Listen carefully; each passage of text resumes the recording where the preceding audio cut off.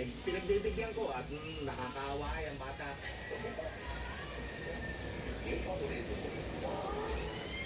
Sinisekret pa niya minsan sa akin na siya'y kumain na para makakain ulit siya sa bahay.